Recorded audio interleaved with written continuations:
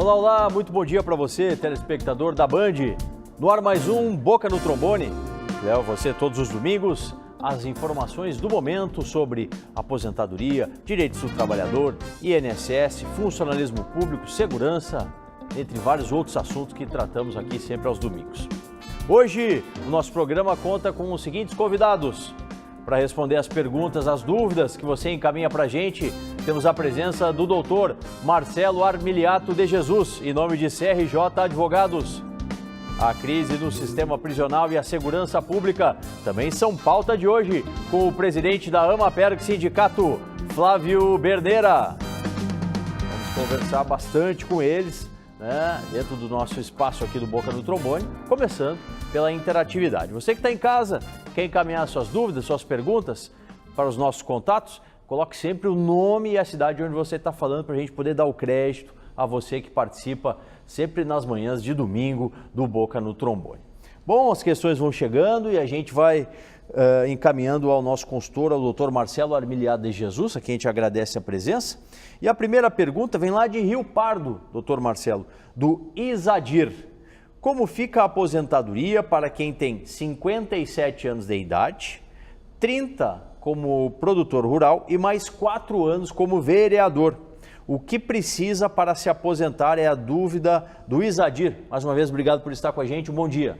Muito bom dia, doutor Paulo André Solano. Muito bom dia, amigo Flávio, aos nossos queridos telespectadores. Bom, Isadir, eu confesso que eu fiquei com uma dúvida na pergunta onde tu referes ser produtor rural.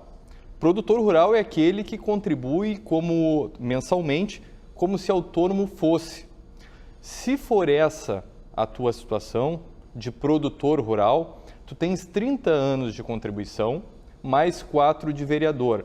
Te faltaria apenas 1 ano pela legislação atual. Caso a reforma passe de acordo com aquilo que se sabe, esse período de 1 ano teria um pedágio de 50%, ou seja, tu terias que trabalhar durante mais meio ano para obter a sua aposentadoria.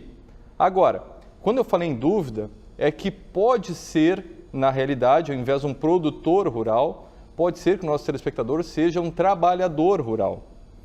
Nessa circunstância de trabalhador rural, que nós também chamamos de segurado especial, aquele que trabalha em regime de economia familiar, com 30 anos já de trabalho rural, bastaria ele implementar a idade de 60 anos. Ele nos refere na pergunta que, se não me engano, 57. Exatamente. Bastaria ele completar 60 anos para obtenção da sua aposentadoria rural, agora ou mesmo depois da reforma.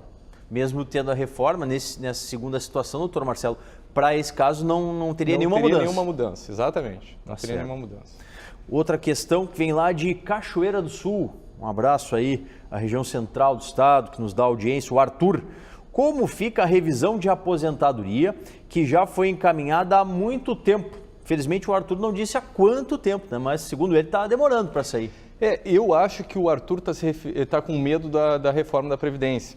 Se poderá a reforma da Previdência atingir aquelas revisões, sejam elas administrativas ou judiciais, que já estão em tramitação há um bom tempo ou atuais. Tá? Na realidade, não não vai haver interferência da reforma nessas ações ou nesses pedidos administrativos de revisão, não haverá interferência alguma da reforma previdenciária. Por quê? Porque o cidadão que ingressou com pedido de revisão, ele já teve o seu pedido de benefício deferido.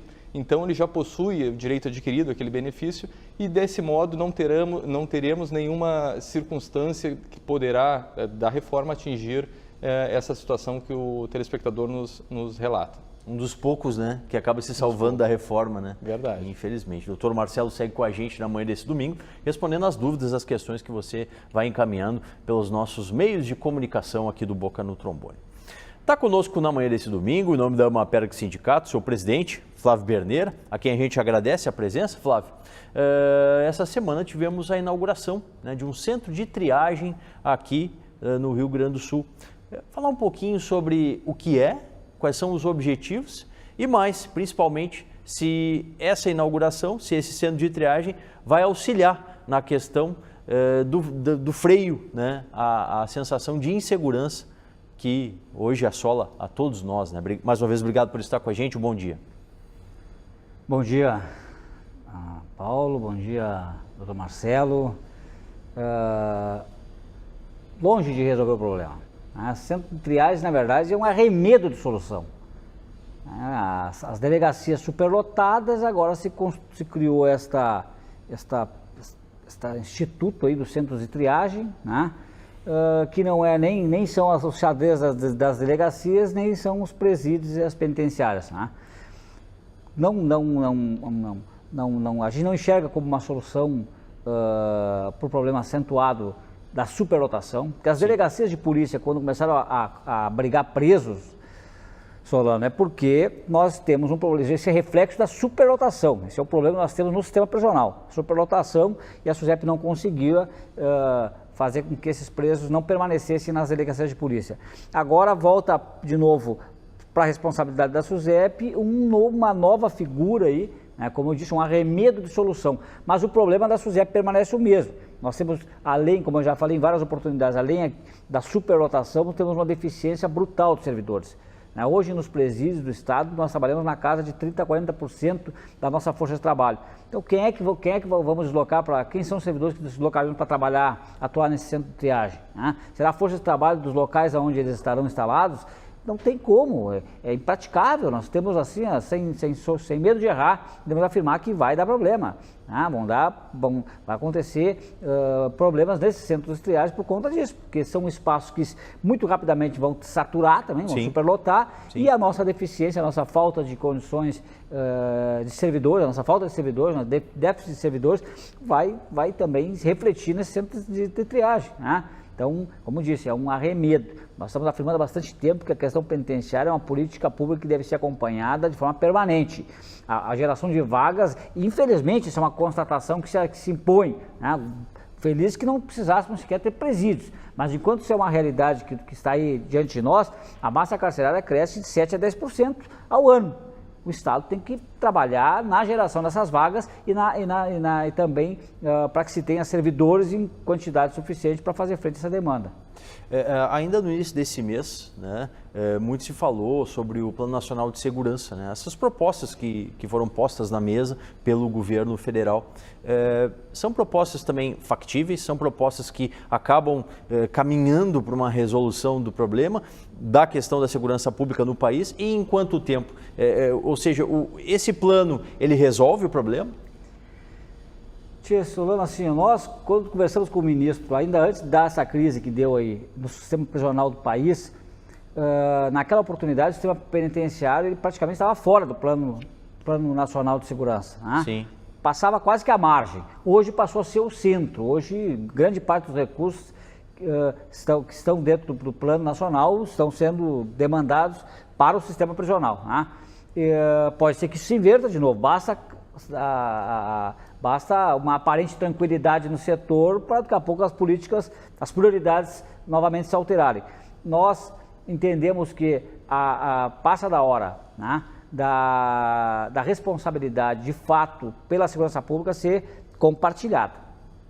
É uma aberração, e esses dias eu me manifestei sobre isso, que ao longo dos anos os municípios, por exemplo, sempre ofereceram resistência a ter sistema prisional nas suas localidades. Verdade. A União sempre se eximiu da responsabilidade com a segurança pública como um todo. Então, acho que agora, quem sabe, essa crise serve para colocar a segurança pública dentro de uma prioridade que deve ser aí das 3 esferas e de todos os poderes. E não ficar tão somente para o poder executivo estadual, né? Porque aí, como a gente tem visto aí, os problemas se agravam, se acumulam. Cobertor curto daí, né?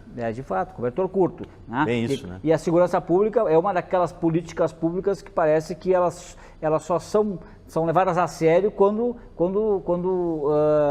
se agudiza uma crise, né? Quando se apresenta uma crise, né? Sim. Quando não acontece nada, aí não se faz os investimentos. Quando vai se dar conta, as viaturas estão sucateadas em todas as áreas, todos os organismos de segurança, deficiência de servidores em todas as áreas e assim por diante, né? Se acumulam os problemas. A solução sempre é bem mais difícil, bem mais cara. Sem dúvida. Uma política organizada, feita de forma preventiva, sempre é o ideal para qual seja for a área de atuação de serviço público que se vá Pensar, né? Daqui a pouquinho mais presidente Flávio Berneira da Amaperg Sindicato com a gente.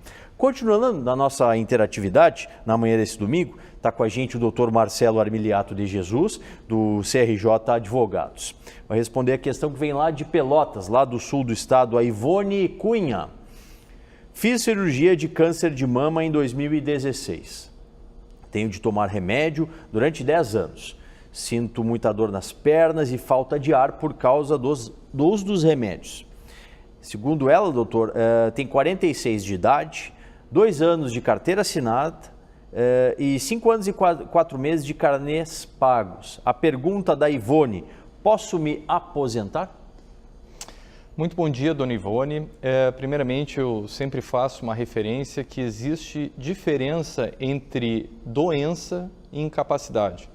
O que o sistema previdenciário protege não é doença A, B ou C. O que o sistema previdenciário protege é a incapacidade para o trabalho.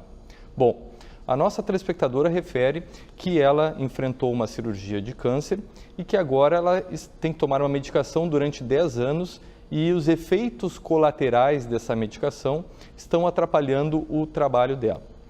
Nessa circunstância, nessa análise mais superficial que nós fazemos aqui, me parece ser um caso de auxílio-doença e não propriamente de aposentadoria por invalidez. Por quê? Porque ela mesma refere que tem que tomar uma medicação por um prazo determinado. E a aposentadoria por invalidez, na realidade, ela é indicada para aqueles casos onde a pessoa tem uma incapacidade para o trabalho total e permanente. Então, me parece que, de longe, que não seria esse o caso de uma aposentadoria por invalidez, e sim de um benefício de auxílio-doença. Tá certo. Sempre munida de um laudo médico, né, doutor Marcelo? Exatamente. A documentação médica ela é fundamental nessas provas de incapacidade. Sem a documentação médica, as chances diminuem consideravelmente. Mais uma antes da gente ir para o nosso intervalo. O Mauro, ele é lá de Taquari. Tenho 56 anos de idade, 37 de contribuição. Fecharei os 95 pontos em novembro próximo. O que fazer? É a dúvida do Mauro. Bom, Mauro, em primeiro lugar, né, doutor Solano, torcer para que a reforma da Previdência seja posterior a novembro, para que ele possa fazer o uso da regra 85-95, né, e obter um benefício sem a incidência do fator previdenciário. Bom, caso a reforma da Previdência seja aprovada antes, eu indicaria a ele, de repente, começar a procurar lacunas contributivas na sua vida laboral para efetuar recolhimentos em atraso. Aquela pessoa que passou por um determinado momento da vida e não trabalhou, mas sim, não contribuiu e tem como comprovar que trabalhou, poderá sim fazer o recolhimento em atraso. Então essa seria uma opção para ele, caso a reforma da Previdência vier a ser aprovada antes de novembro, para que ele procure um período em atraso para fazer um recolhimento em atraso. De qualquer forma, doutor Solano, se nada disso der certo, ainda assim seria melhor para ele se aposentar após a reforma da Previdência. Por quê? Porque hoje, com essa idade, com esse tempo de contribuição, o fator previdenciário dele seria de mais ou menos 0,75. Né? Então, ele teria uma redução de 25% no valor do seu benefício. Após a reforma, pelo que se tem notícia, a reforma vai acabar com o fator previdenciário e estabelecer um novo critério de cálculo da média do valor do benefício, qual seja 51% mais 1% por mês de contribuição. Então, no caso específico dele, como ele já tem 37 anos de contribuição, ele partiria de 88% do valor do benefício. Ele teria uma RMI maior do que se fosse fazer o pedido agora, antes da reforma. E mantendo o direito adquirido, porque já teria mais de 35 anos. Exatamente, mantendo o direito adquirido, com certeza. Por isso que sempre a gente fala, né, no direito previdenciário você tem que examinar o seu caso. Não podemos pegar a letra fria da lei e jogar para todos. Tem que examinar como fez o doutor Marcelo. Sem dúvida alguma, a aposentadoria é planejamento. Nós precisamos pegar o caso a caso, levar para o escritório, fazer um trabalho artesanal para poder indicar qual o melhor benefício a ser obtido. Tá certo. O doutor Marcelo segue com a gente, porque agora a gente dá uma paradinha, pequeno intervalo, a gente retorna com mais bate-papo aqui com o presidente Flávio Berneira, da Amaperg Sindicato, e as dúvidas que são respondidas pelo CRJ Advogados, através do doutor Marcelo Armiliato de Jesus. Aqui no Boca, no seu ano 28, muito mais espaço para trabalhadores e servidores públicos.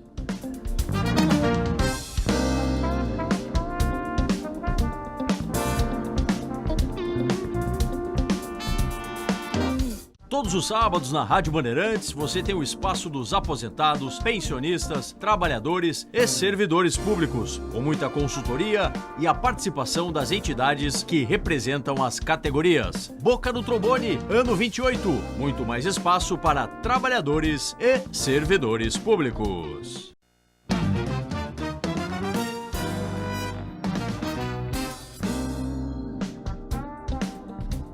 Voltando com mais Boca no Trombone na manhã do seu domingo, sempre no horário novo, né? Vocês já sabem, das 8h30 às 9 horas da manhã, a consultoria jurídica sobre previdência, o debate, as opiniões com os nossos parceiros do serviço público e da iniciativa privada aqui nas manhãs de domingo da Bandeirantes. Mais dúvidas, mais questões que você acaba encaminhando para a gente. A Luciane Neto. O aposentado especial não pode continuar trabalhando? Essa é uma dúvida que é muito comum, né, doutor Marcelo? As pessoas têm isso como um dogma, né? Aposentou de forma especial, não pode trabalhar. É verdade? Doutor Solano, essa pergunta é uma pergunta muito importante, né, e também muito comum, especialmente com o pessoal da área da saúde. Eles têm essa dúvida de que a aposentadoria especial impede que o cidadão continue trabalhando na mesma atividade. Isso não é verdade. Tá? A questão, na realidade, está pendente de julgamento no STF, porém, no âmbito regional, o nosso Tribunal Regional Federal da 4ª Região já uniformizou a jurisprudência, dizendo ser possível, sim, a pessoa, o segurado, se aposentar de maneira especial e continuar na mesma atividade. É importante também, muitas pessoas têm, digamos assim, um receio de que o empregador possa encerrar o contrato de trabalho. Isso também não pode ocorrer. Nessa relação, o empregador não tem nada que ver com isso. Essa relação se dá entre o segurado e o INSS. Se o INSS cortar o benefício, suspender o benefício, o segurado poderá ingressar com uma ação pedindo que lhe garantam esse direito de continuar trabalhando na mesma atividade. Então, é perfeitamente possível, inclusive nas ações que nós ajuizamos, nós já fazemos esse pedido, nós solicitamos a aposentadoria especial com a possibilidade de permanência na mesma atividade. Então, é perfeitamente possível. Excelente. Mais uma aqui, o José Silveira, ele é aqui da capital, ele é de Porto Alegre. Sou aposentado e continuo trabalhando. Ganho 70% do teto. É possível aumentar o meu salário de aposentado? José está aqui com resquícios da desaposentação, seria? É verdade. Seu José, infelizmente, em 26 de outubro do ano passado, por 7 votos a 4, o STF fulminou o direito à desaposentação. O direito à desaposentação nada mais era do que aquela possibilidade daquele segurado já aposentado e que continuou trabalhando e vertendo contribuições para o INSS, poder usar essas novas contribuições para fazer um novo cálculo no valor do seu benefício. Isso, infelizmente, não é mais possível. Então, respondendo a sua pergunta, o senhor não poderá mais utilizar as contribuições posteriores para a obtenção de uma melhoria no valor do seu benefício. Agora, isso não significa, doutor Solano, que ele não possa rever o ato de concessão do seu benefício. Claro. Desde que tenha se aposentado após 2007. Né? Em que sentido? Vamos supor que o INSS não tenha computado todos os períodos que ele trabalhou. Vamos supor que o INSS, coisa que é muito comum, doutor Solano, não tenha considerado como especial uma atividade que realmente era especial, que ele teve lá no seu PPP, do perfil profissiográfico previdenciário, e o INSS não considerou o acréscimo resultante daquela atividade especial.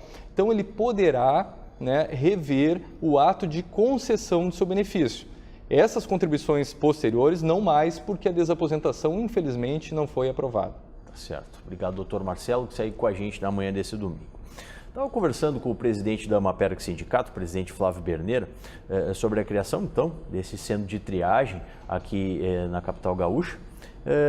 E a gente não pode fugir do que está acontecendo nos outros estados da federação, né, presidente Flávio? A gente vem denunciando, vem referindo tanto aqui quanto no nosso espaço lá na Rádio Bandeirantes, que é preocupante tudo isso que tem acontecido lá nos estados irmãos lá do Norte, Nordeste, há pouco no Sudeste, lá no Espírito Santo. E em cima disso tudo fica a grande interrogação. Aquilo que lá aconteceu pode se replicar aqui no nosso estado? Olha, no último final de semana tivemos um homicídio a cada 2 horas. Um homicídio, gente, a cada 2 horas aqui no Rio Grande do Sul. É ou não é uma guerra civil? O que aconteceu lá pode vir para o Rio Grande do Sul devagar ou rápido? Era a grande dúvida, né, Flávio? Já está vindo. Infelizmente, isso é uma constatação, né? A gente vem afirmando há bastante tempo, os números mostram, ao longo do ano passado, do ano retrasado, a gente foi divulgado quase que diariamente a criminalidade crescente no nosso estado, né? Sim. Estabelecer uma relação com o que ocorre nos outros estados do Rio Grande do Sul também é plenamente factível que aconteça aqui, né? Imaginar que essas facções que comandam o crime no centro do país e nas diferentes regiões não tenham braços aqui no Rio Grande do Sul também é um equívoco, né? Elas estão aqui, estão presentes, sobretudo aquelas ligadas que rivalizam lá com o Sindicato Crime e com o Comando Norte, que são as ligadas ao PCC, né? Também tem relações aqui, como tem relações inclusive fora do país, como eu já relatei em outras oportunidades, né? Sim. Então o Estado, né, as autoridades, os governantes devem estar muito atentos que isso é uma possibilidade muito séria, né, de acontecer aqui nos diferentes estados do nosso país. Lembrar também uma questão até que eu me manifestei dia desses, que me questionaram a respeito do movimento dos policiais militares ali, das famílias dos policiais militares, das mulheres trancando os quartéis, né? Imaginar-se que simplesmente tolir o direito ali de manifestação das forças policiais, né? No caso expresso das polícias militares, mas por extensão, como se discute no STF, de estabelecer o cerceamento do direito de manifestação, de greve, de sindicalização a todos os organismos da segurança pública. Imaginar que isso vai resolver o problema? Muito pelo contrário, o problema não é este. Quando as forças de segurança fazem o que fizeram, o que estão fazendo, é porque já passou dos limites, todos os limites. As famílias estão clamando lá. Quem está na porta dos quartéis são as mulheres, filhos, esposas, maridos, pais dos policiais militares que estão lá protestando, porque esses estão aí com salários atrasados, sem condições nenhuma de trabalho, correndo grande risco, eles e suas famílias, e isso é uma realidade que pode acontecer aqui, já aconteceu há 1 ano, 2 atrás, aqui, num processo ainda um pouco menor, né? Mas isso é evidente. Então não se pode se querer criminalizar, né? Marginalizar os movimentos dos trabalhadores da área de segurança pública, achando que se eles não tiverem direito de protestar, simplesmente o que vai acontecer é que o problema poderá eventualmente não vir à tona através da voz dos trabalhadores, mas virá, como está acontecendo, dos seus parentes, dos seus familiares e da própria sociedade, quando seja o reflexo da absoluta falta de segurança. E tem sentido, né? Prova disso são esses números que o presidente Flávio traz e a gente denuncia aqui no Boca no Trombone. Daqui a pouquinho mais interação aqui com o presidente da Maperg Sindicato. Ainda dentro da nossa interatividade, final do telefone 4130. Estou há 15 anos em auxílio doença, tenho 58 de idade e 30 de contribuição. Posso me aposentar? Isso que a gente sempre fala, você tem que mandar o nome e a cidade de onde você está falando. No caso aqui, a gente não sabe se é uma segurada ou um segurado, né, doutor? Se for uma telespectadora com 30 anos de contribuição, sendo esses 15 anos em auxílio-doença, primeiro esclarecimento que esse tempo de auxílio-doença ele pode sim ser contado para efeitos de uma aposentadoria por tempo de contribuição. Sim. Basta que ele esteja entre períodos contributivos. Com essa idade, 58, e com 30 de contribuição, ela já teria, doutor Solano, 88 na pontuação. Ou seja, ela já poderia demandar por uma aposentadoria por tempo de contribuição sem a incidência do fator previdenciário. Portanto, no caso dela, é bom que ela procure um advogado, leve essa documentação que ela reúne, documentação médica inclusive, porque a alta previdenciária desse auxílio-doença poderá ser uma boa saída. Poderá ser uma boa saída, por quê? Porque ela, tendo essa alta previdenciária, ela fará uma nova contribuição e após poderá requerer a sua aposentadoria sem a incidência do fator previdenciário, porque ela já soma 88 pontos. Final do telefone 9025. Minha irmã ficou viúva e foi negado o benefício, porque o marido contribuiu pouco tempo. Inclusive falaram que não adianta ingressar na justiça. É verdade? Não é verdade. Quem vive maritalmente por menos de 2 anos ou aquele segurado que tinha menos de 18 contribuições na data do óbito, ele vai deixar uma pensão por morte sim, porém por apenas 4 meses. Né? Então, se der essa informação para ela, essa informação está equivocada. Agora, não confundir pouca contribuição com contribuição muito pretérita. São coisas diferentes. Né? Pode ser que o INSS tenha negado esse pedido por força da falta da qualidade de segurado, isso sim. Aí estaria correto. Aí estaria correta a negativa. Junta a documentação, leva num advogado para ele poder examinar o caso concreto. Perfeito. Presidente Flávio Berneira, uma interatividade aqui que toca a categoria dos servidores públicos. Veja só, a gente tem falado muito, tanto aqui na TV quanto na rádio, sobre a possível reforma previdenciária. Olha só a crítica do nosso telespectador, final do telefone 0215. Se a Previdência está quebrada, por que não acabam com a DRU, que é a desvinculação das receitas da União, as aposentadorias especiais de presidente, governadores, senadores, deputados, e os privilégios para manter Congresso, jantares, gasolina, motoristas, carros, etc. E como um governo quebrado doa 100 milhões para as telefônicas. É o que a gente estava falando antes, né? A sociedade, assim como está atenta à questão da segurança, também está atenta nessa questão da Previdência, presidente Flávio. A reforma da Previdência, né, ela muito se discutiu ao longo dos últimos 2 anos, né, mas isso é uma discussão que vem de forma permanente aí, permeando as nossas discussões. Nós entendemos que a reforma da maneira como está sendo gestada, ela é de uma violência, né, e de um erro crasso, né, ela não se justifica. A Previdência, bom, nós temos inclusive material, se quiser acessar nossos espaços lá da Federação, da FECERGS, da qual eu sou vice-presidente, nós temos um material bem ilustrativo mostrando que a Previdência tem condição de ser mantida e que é capaz, que é superavitária, né? O problema é que são os ralos todos, né, que se apresentam. O problema é a falta de gestão. A caixa preta que não é aberta. A caixa preta exatamente. Então, como é que nós podemos dar o acordo, né, com o nosso silêncio que seja, com uma reforma, se nós desconhecemos a real situação da Previdência? Então, não tem como. Por isso que nós temos uma posição dura e de crítica e a forma com que está se tocando a reforma da Previdência, mais uma vez. Verdade. Agradecer ao presidente Flávio Berneira da Maperg Sindicato, ao doutor Marcelo Armiliado de Jesus do CRJ Advogados, e assim a gente acaba. Mais um Boca no Trombone, mais uma vez. Muito obrigado a você pela sua audiência. Siga participando durante a semana, enviando as suas mensagens para o nosso celular, o nosso e-mail, né? Você que quer conferir a reprise desse programa, também ficar por dentro do que acontece lá na Rádio Bandeirantes, acesse a nossa fanpage no Facebook e o nosso portal na internet. Domingo que vem a gente volta das 8h30 às 9h da manhã, com muita consultoria, informações sobre funcionalismo, a aposentadoria, segurança, vários outros assuntos que desfilam aqui no Boca no Trombone, tá certo? E as questões que eventualmente não foram respondidas hoje, você confere aí pelo Facebook as nossas respostas, tá certo? Boca no Trombone, ano 28, muito mais espaço para trabalhadores e servidores públicos.